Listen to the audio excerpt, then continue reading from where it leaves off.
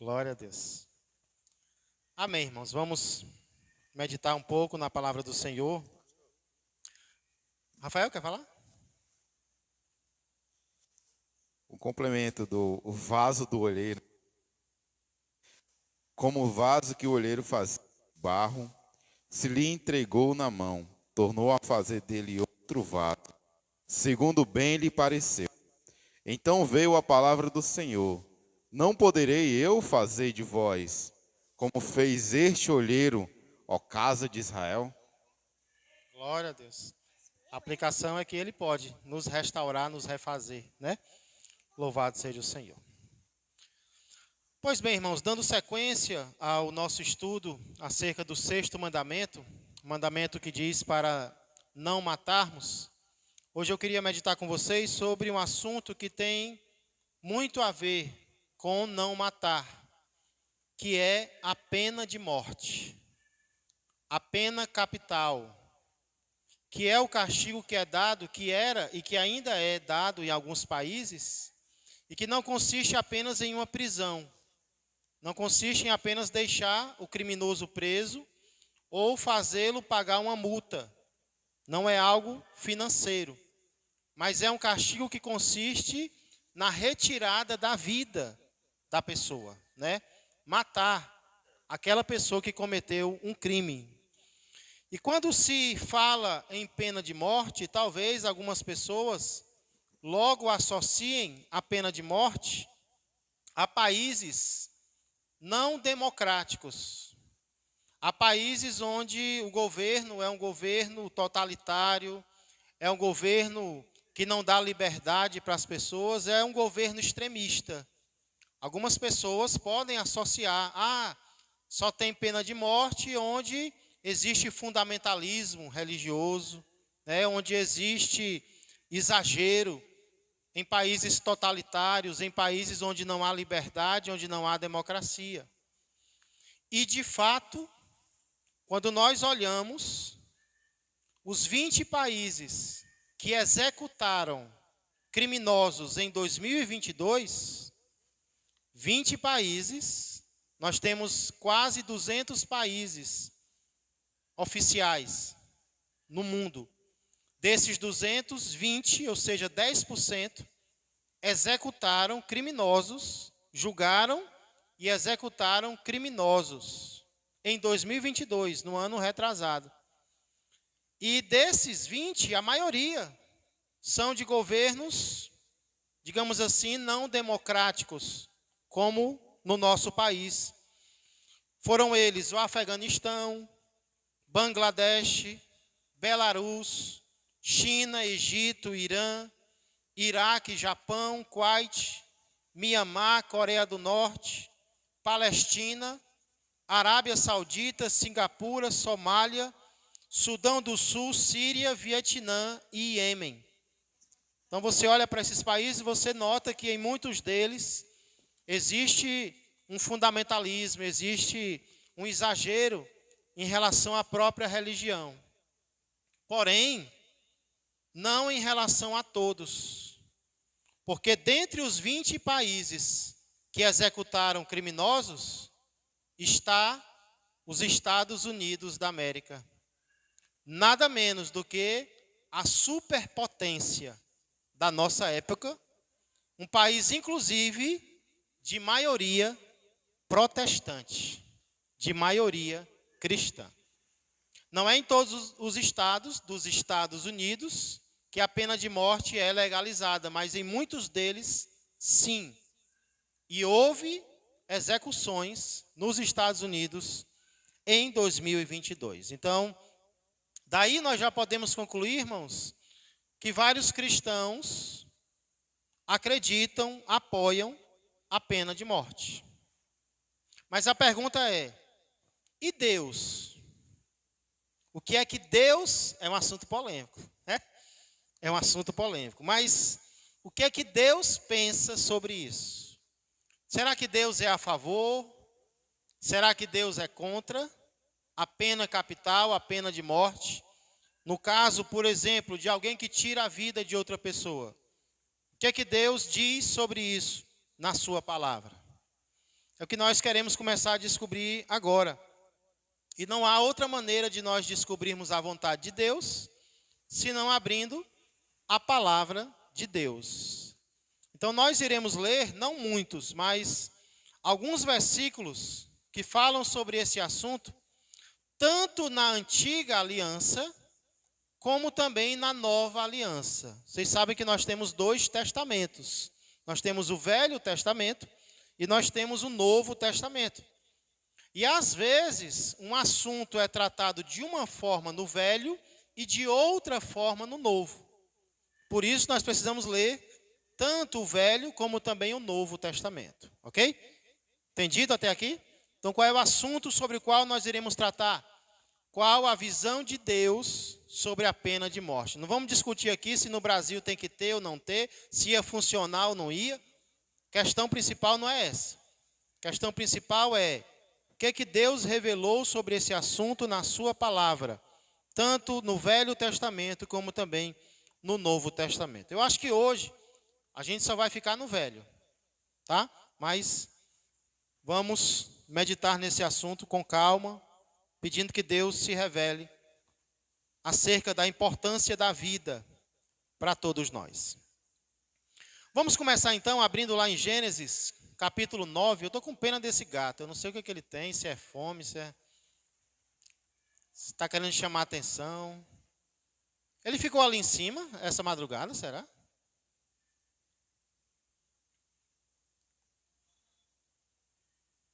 Ele está dizendo alguma coisa, mas não entendo gatês.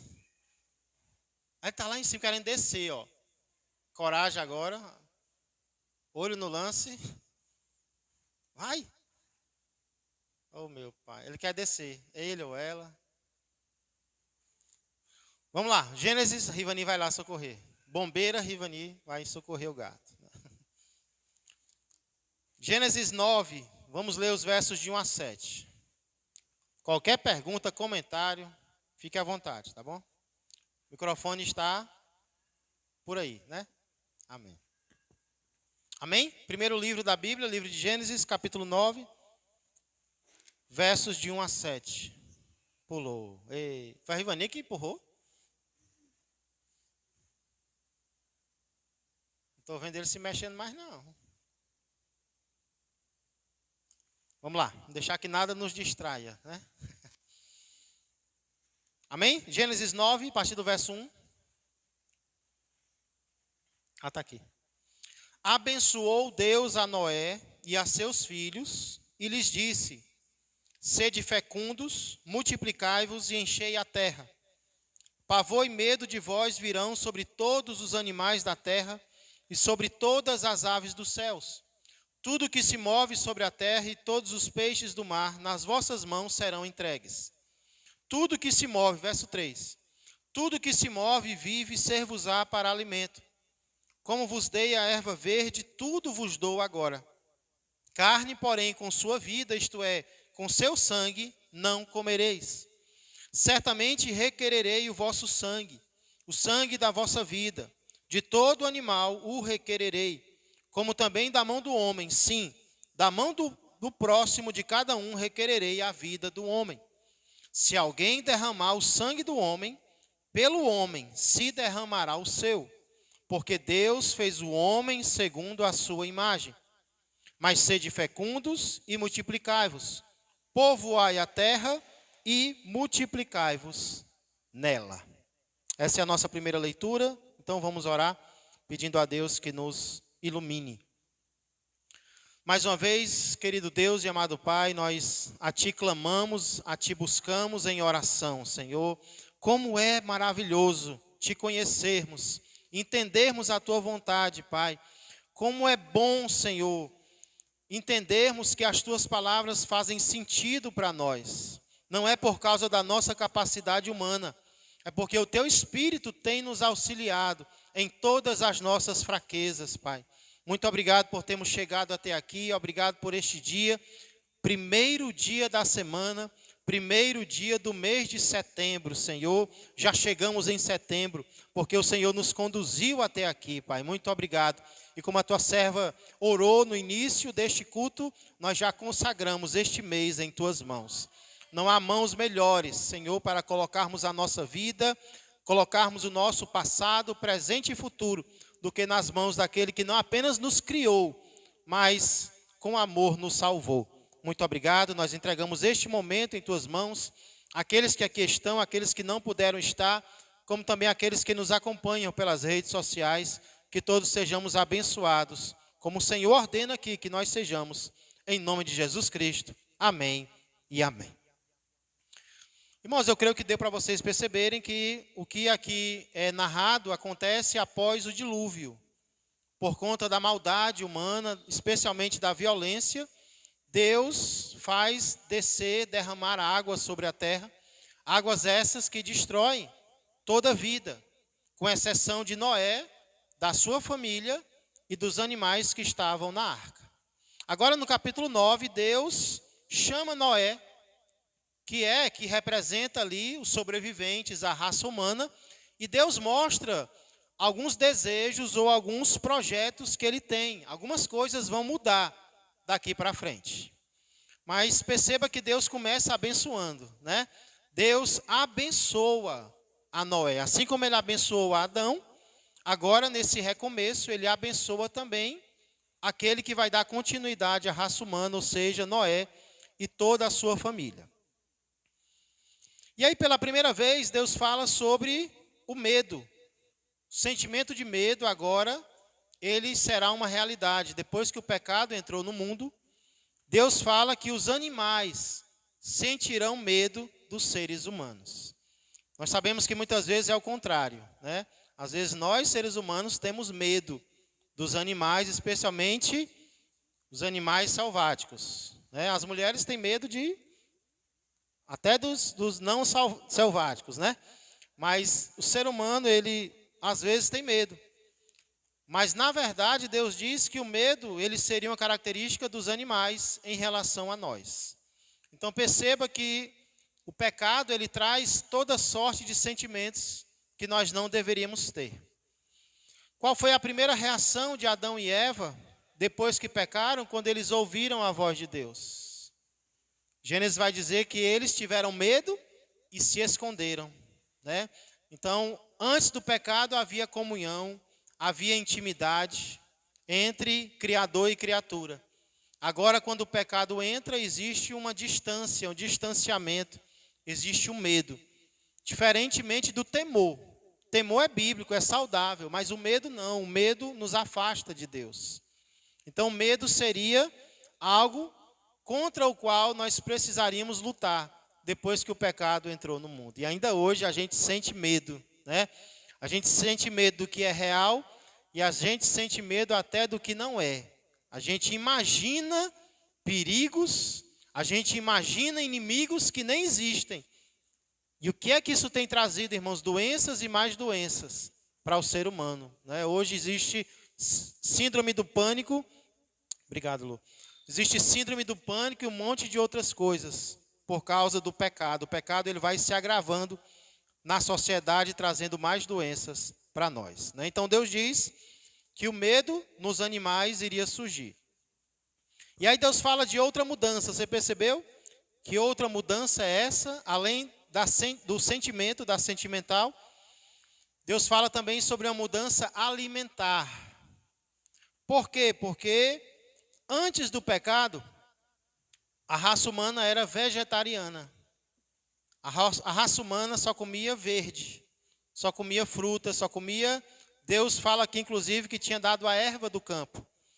Agora não, o pecado entrou no mundo e a raça humana se tornou carnívora, né? Ele diz, olha, a partir de agora, os animais servirão de alimento para você. Então existe essa mudança agora. Nós, de lá para cá, nós temos nos deliciado com todo tipo de carne, chegando aí perto da hora do almoço, todo tipo de carne, né? Carne de gado, carne de carneiro. Não vou nem falar mais porque é maldade. Ainda bem que tem um segundo tempo ali para a gente continuar, né? Mas essa foi uma mudança importante.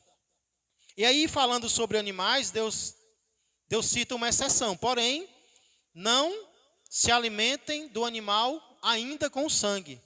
No Antigo Testamento, principalmente, a gente vê esse cuidado de que o sangue fosse totalmente retirado do animal e não se comesse nada com o sangue, porque o sangue representa a vida do ser humano. É nesse ponto, então, que Deus, falando sobre sangue, ele diz: eu vou requerer. Olha como o sangue é importante. Eu vou requerer o sangue do ser humano. E o que é interessante é que ele diz que primeiro vai requerer do animal. Nós sabemos que algumas vezes animais tiram a vida de seres humanos. Deus diz que vai cobrar do animal que tira a vida do ser humano. Não sei como é que Deus faz isso, qual é a conversa que Deus tem com o animal, mas ele vai cobrar do animal que mata um ser humano. Porém, ele diz também que vai requerer o sangue do seu próximo. Também do ser humano, Deus, eu requererei. Requerer aqui tem a ideia de cobrar. Eu vou cobrar o sangue. A gente vê isso no caso de Caim e Abel. Quando Caim mata Abel, Deus diz que o sangue de Abel está falando com ele. É uma maneira de dizer que o sangue do morto está falando com Deus e Deus vai cobrar o sangue que foi derramado pelo ser humano. E aí Deus diz que se alguém derramar o sangue do homem, pelo homem será derramado o seu.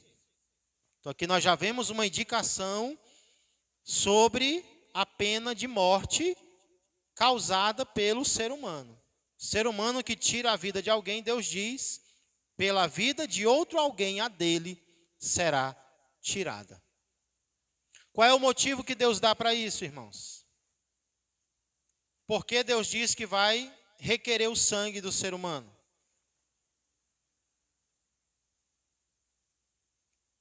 Qual é a característica que o ser humano tem para que Deus requeira a vida dele, o sangue dele? Tem aí no texto.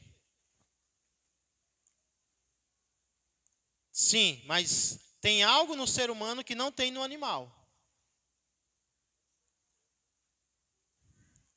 Porque o ser humano foi criado à imagem de Deus. Essa é a razão porque Deus está enfatizando tanto o ser humano.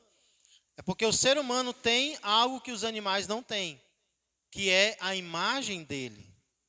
E o que eu acho interessante aqui, irmãos, é que o homem já pecou. Porque algumas pessoas poderiam dizer, não, ele tinha a imagem de Deus antes de pecar. Não, aqui já é depois do pecado.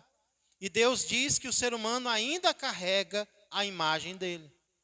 É uma imagem embaçada? É como se fosse um espelho. Depois do pecado, o espelho ficou um pouco sujo. Eu e você ficamos um pouco com a imagem de Deus um pouco distorcida. Mas ela não se perdeu totalmente. O ser humano continua sendo a imagem e semelhança de Deus.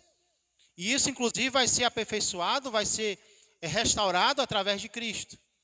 Mas mesmo o ser humano que não tem Cristo, nós podemos olhar para ele e dizer, ele é uma imagem de Deus. Ele é a semelhança de Deus. O que é, pastor, a imagem e semelhança? Isso se discute até hoje. Alguns acham que é o raciocínio, né? Outros acham que é o governo sobre a terra. Outros acham que é a capacidade de se relacionar. Pai, Filho, Espírito, o ser humano também pode se relacionar. Mas, independente do que seja, aqui diz que nós ainda temos. Nós temos, o descrente também tem. Então nós podemos olhar para alguém que ainda não tem Cristo e dizer, você é a imagem e semelhança de Deus. Você carrega essa imagem com você.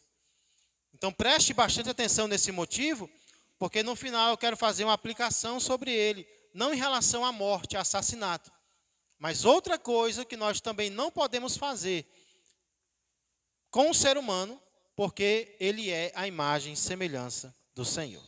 Amém? E aí ele termina como começou, abençoando e mandando se multiplicar, né? No verso 7. Alguma pergunta, alguma dúvida até aqui? Ficou entendido? O que é interessante é que isso vem antes da lei. Não é uma lei aqui. Ainda não é a lei de Moisés. A lei de Moisés agora, nós iremos ler um verso, um texto sobre ela, que se encontra lá em Êxodo capítulo 21. Segundo livro da Bíblia, Êxodo capítulo 21, versos 12 a 14.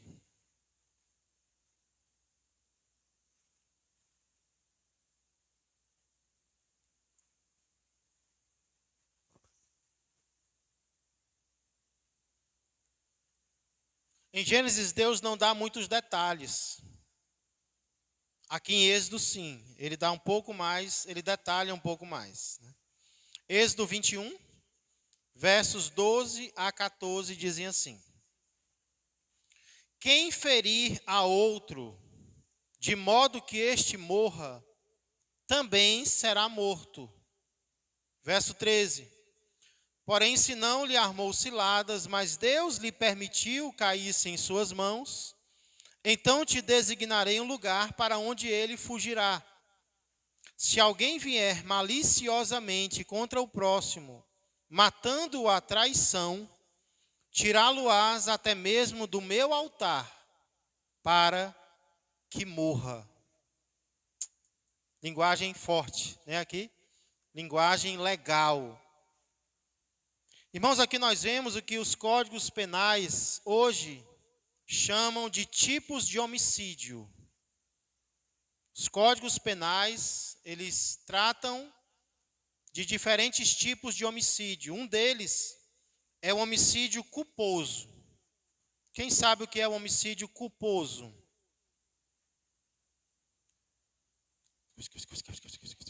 Culposo. Como é?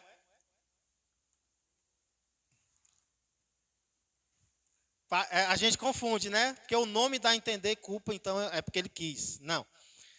A característica do homicídio culposo é porque ele não tem a intenção de matar.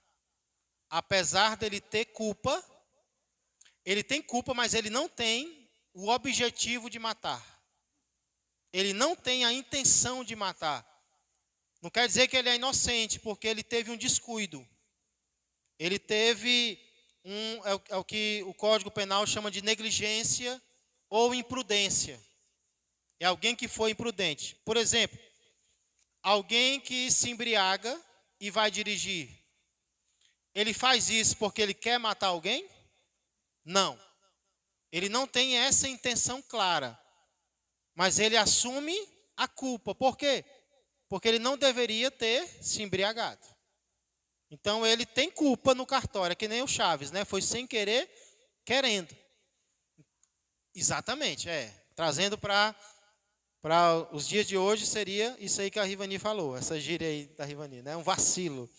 Realmente é um descuido muito grande. Alguém que não usa equipamento de segurança, por exemplo, né? Digamos que duas pessoas estão cortando árvore na floresta. E de repente o ferro do machado se solta, atinge o outro e o mata. Ele causou a morte do outro? Causou ou não causou? Causou ou não causou? Causou. Mas era a intenção dele? Eu vou aqui, né, vou deixar frouxo para poder matar. Não. Talvez ele se descuidou, ele não teve o devido cuidado. E aí o ferro se soltou e matou o outro. A lei chama isso de homicídio? Chama. Só que é um homicídio culposo. Eu acho que deveria trocar o nome, porque confunde a gente. Culposo, então é porque tem culpa no cartório, né? Mas a culpa aqui é a culpa de não ter tido o devido cuidado. E aí Deus sabia que isso ia acontecer, irmãos. Interessante, né? Deus sabia que nós cometeríamos erros. Deus sabia que nós pecaríamos até sem querer pecar. E aí o que foi que ele criou? Cidades de refúgio. Cidades para onde a pessoa que matasse sem querer, corresse para lá e ficasse seguro. Vamos já ler um texto sobre elas, certo? Mas aqui fala sobre outro tipo de homicídio. É o homicídio doloso. A palavra dolo significa malícia, intenção ruim. Então, o homicídio doloso não é aquele que você comete por um descuido. É aquele que você arquiteta, você planeja, você tem um objetivo, você mira na pessoa. Então, você mata porque você quer. É o homicídio doloso. Nesse caso, é um assassinato. O homicídio culposo não é chamado de assassinato, é homicídio, mas não é assassinato. Já aqui não, ele é chamado de assassinato. Um exemplo de alguém que assassinou outra pessoa na Bíblia. Caim. Primeiro exemplo que eu pensei também, Caim.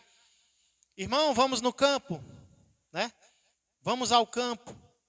Abel não suspeita de nada, é meu irmão, né? Vamos plantar alguma coisa, ver algum terreno. Só que Caim já estava com a malícia, já estava com um dolo no seu coração. Ele levanta a mão contra o seu irmão e tira a vida dele. Então, esse é o segundo tipo de homicídio. É o homicídio doloso. E aí, nesse caso, Deus diz, não tem misericórdia. Ainda que ele esteja segurando na ponta do altar. O que era segurar na ponta do altar? Segurar na ponta do altar era uma espécie de dizer, eu peço misericórdia pelo que eu fiz. Deus diz, ainda que ele esteja segurando na ponta do altar, arranca ele de lá e o mate. Tire a vida dele, porque ele tirou a vida de alguém que tem a minha imagem e a minha semelhança. Linguagem forte, irmãos, aqui. E é confirmada em outros textos da Bíblia, como por exemplo, vamos lá para Números, capítulo 35. Números, capítulo 35. Esse texto fala principalmente sobre o que eu citei agora, que são as cidades de refúgio. O que eram as cidades de refúgio, pastor? Para quem elas serviam? Números, capítulo 35, versos 9 a 15. Não vamos ler o capítulo todo, só alguns versículos. Versos 9 a 15. Olha que Deus gracioso, irmãos. Olha que Deus amoroso. Verso 9. Números 35 e 9. Disse mais o Senhor a Moisés: fala aos filhos de Israel e dize-lhes: quando passardes o Jordão para a terra de Canaã, escolhei para vós outros cidades que vos sirvam de refúgio, para que nelas se acolha o homicida. Agora olha o tipo de homicida que poderia se acolher. Que matar alguém, como? Involuntariamente. Isso pode acontecer comigo e com você, irmãos. Dirigindo um carro, dirigindo uma moto, alguém pode se jogar na frente. Eu já conheci irmãos em Cristo que tiveram que passar por isso, andando ali na Godofredo Maciel. Alguém que perdeu o sentido da vida se jogou na frente do carro. Isso pode acontecer com qualquer um de nós, né? Acidentes acontecem. Deus sabia que isso aconteceria. Verso 12. Estas cidades vos serão para refúgio do vingador do sangue, para que o homicida não morra antes de ser apresentado perante a congregação para julgamento. As cidades que derdes serão 6 cidades de refúgio para vós outros. 3 cidades dareis deste lado do Jordão, e 3 dareis na terra de Canaã. Cidades de refúgio serão. Serão de refúgio estas 6 cidades para os filhos de Israel, e para o estrangeiro, e para o que se hospedar no meio deles, para que nelas se acolha aquele, repete, que matar alguém involuntariamente. Em Israel havia alguém chamado vingador do sangue. O que era o vingador do sangue?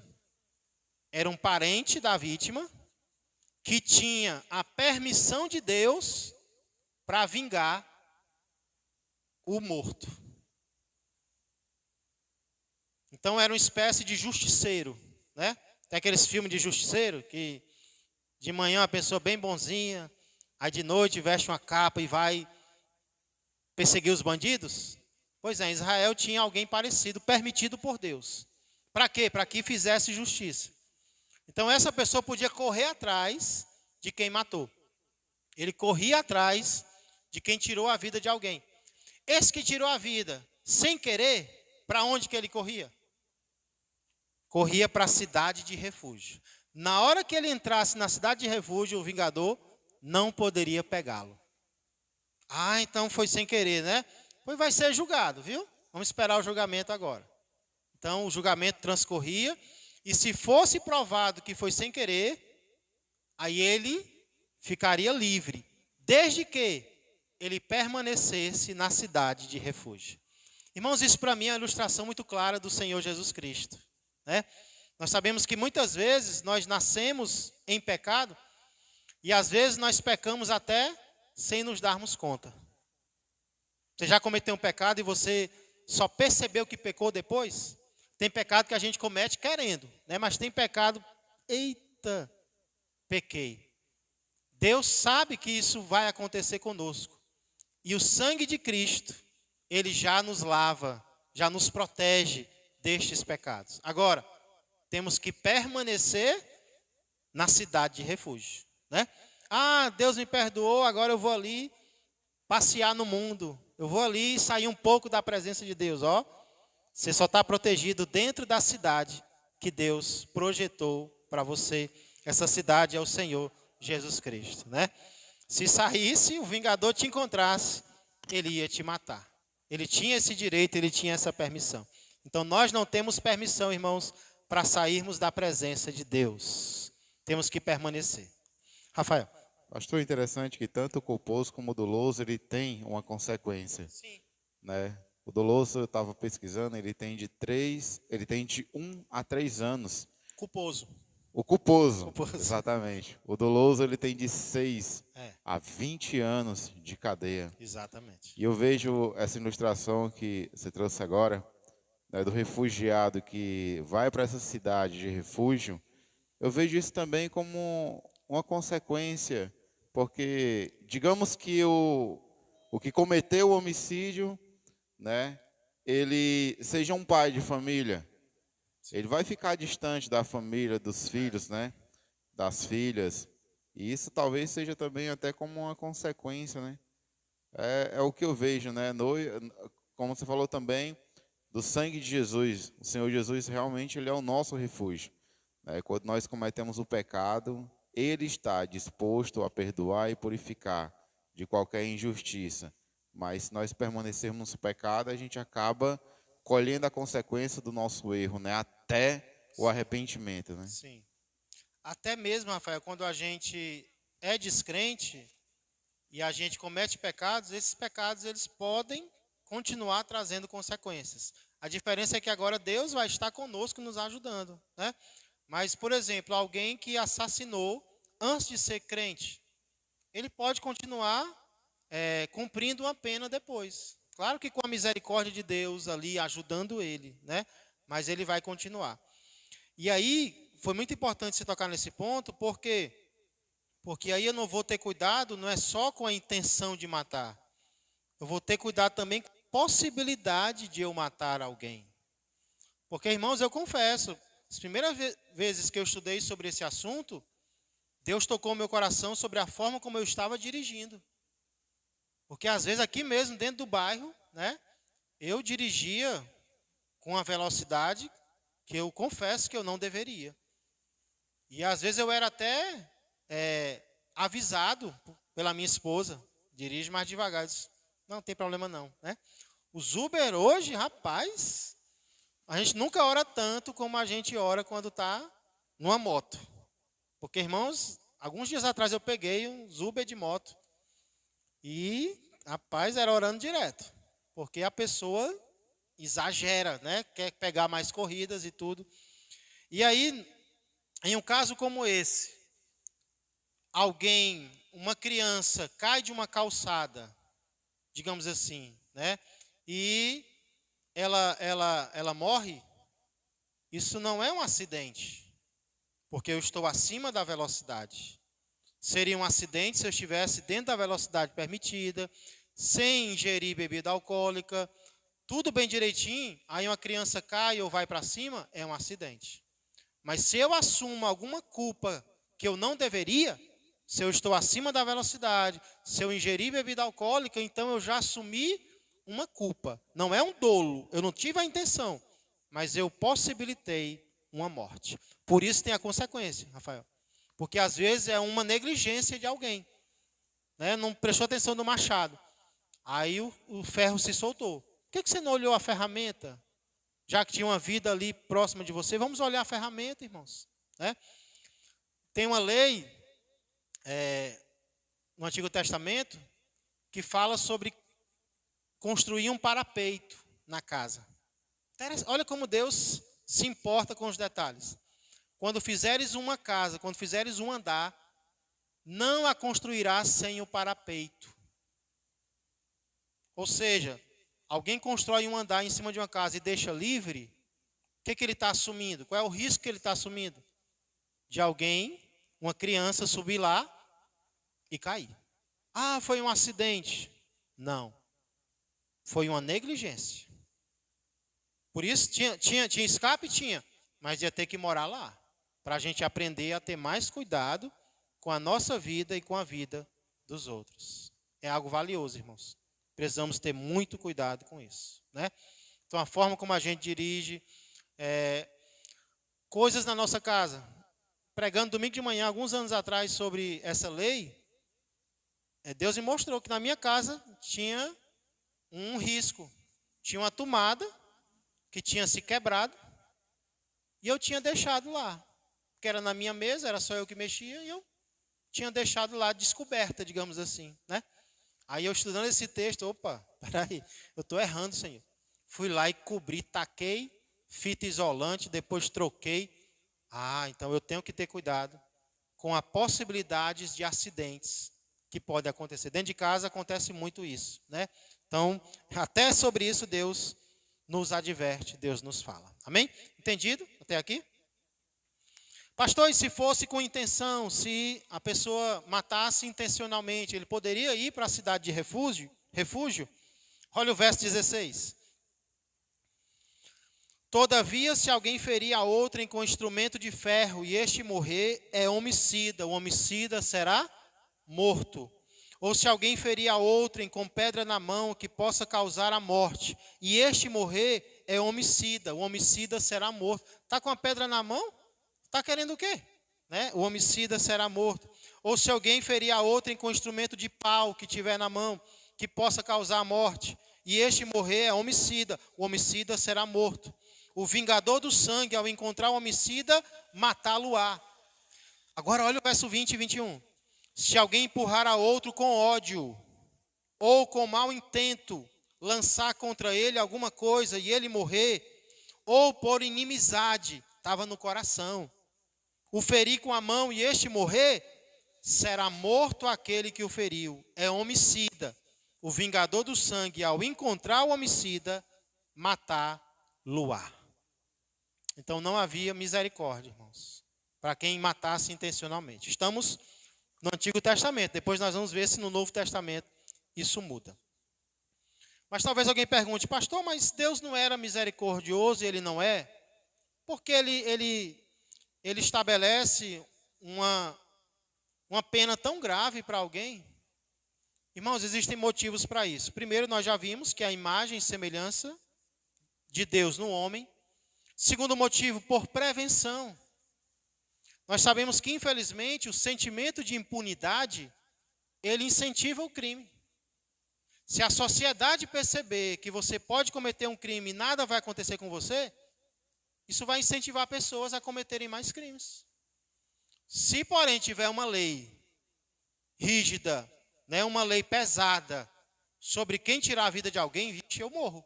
Eu não vou ficar preso, não. Eu não vou ficar na faculdade do crime, não. Porque, às vezes, a cadeia é a faculdade do crime. As pessoas lá se desenvolvem. Fazem ligações e tudo. Né? Não é em todas as cadeias, mas em muitas sim. Então, se a pessoa imaginar, eita, eu posso perder a minha vida, então eu vou ter mais cuidado. Então, o primeiro motivo era por prevenção. Para que as pessoas temessem tirar a vida de outra pessoa, porque eles poderiam perder a deles. Mas também por causa de justiça mesmo. O que foi que nós vimos em relação a alguém que roubasse um objeto? O que ele deveria fazer? Deveria retribuir e ainda acrescentar, né? 4 vezes mais ou 5 vezes mais. Então, a justiça para algo que foi roubado é a devolução com juros. Mas como é que se devolve uma vida? Como é que se retribui uma vida que foi retirada?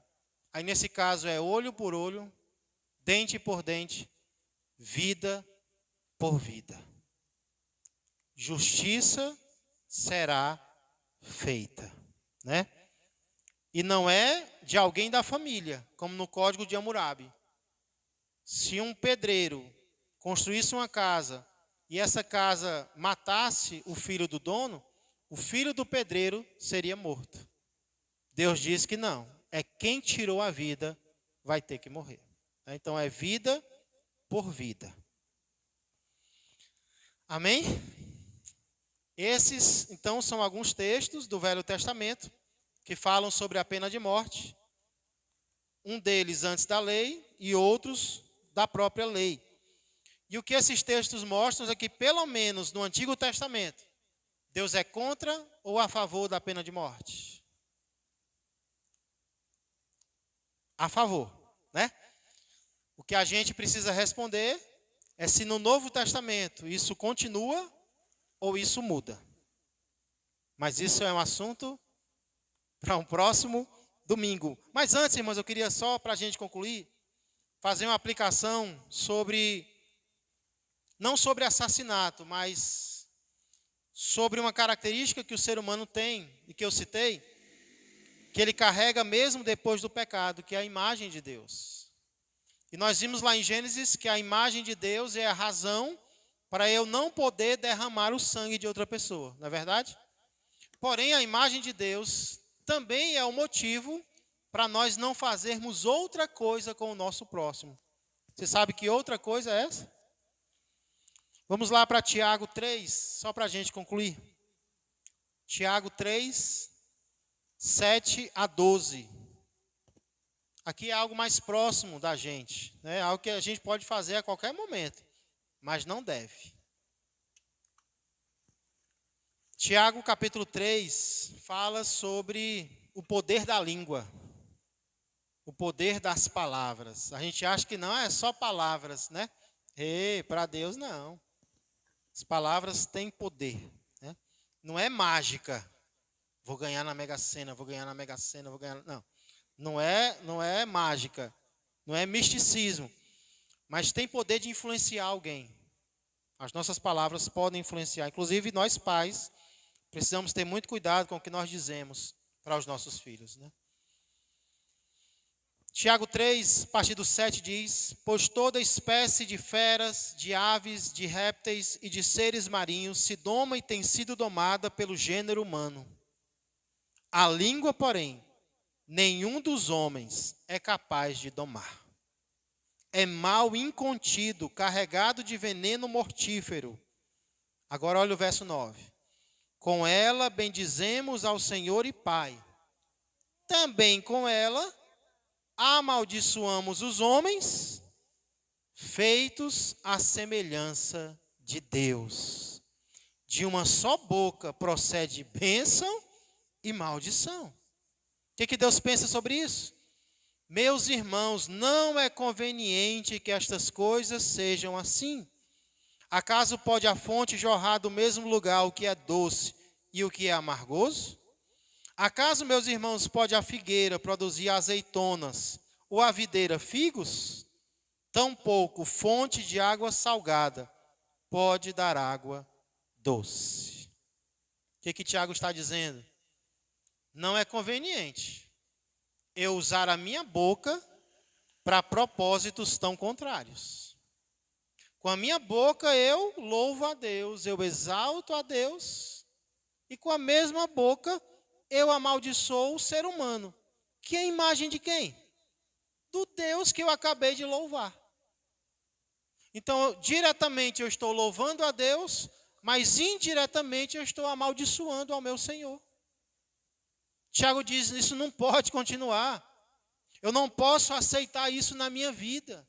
Eu não posso permitir que a minha boca seja fonte de duas coisas tão diferentes.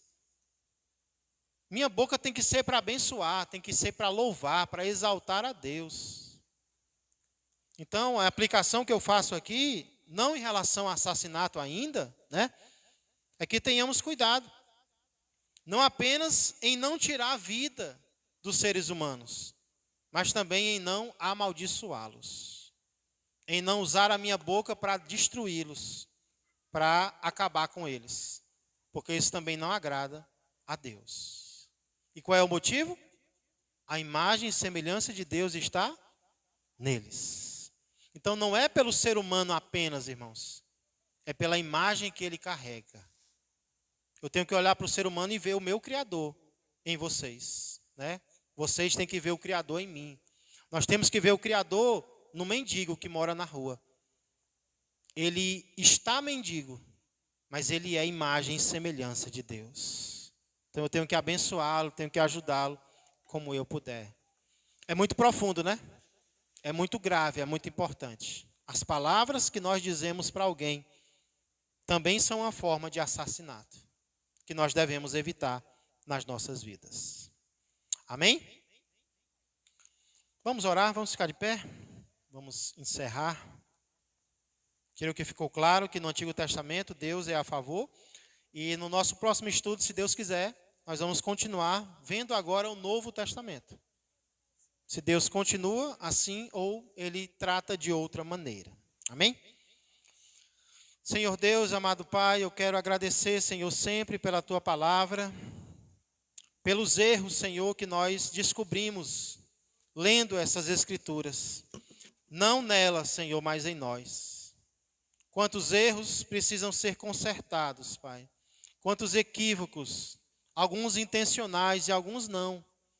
Às vezes, Senhor, nós estamos agindo de forma errônea contra o nosso próximo, seja com atos, seja com palavras. Ou outras vezes, Senhor, nós estamos sendo negligentes.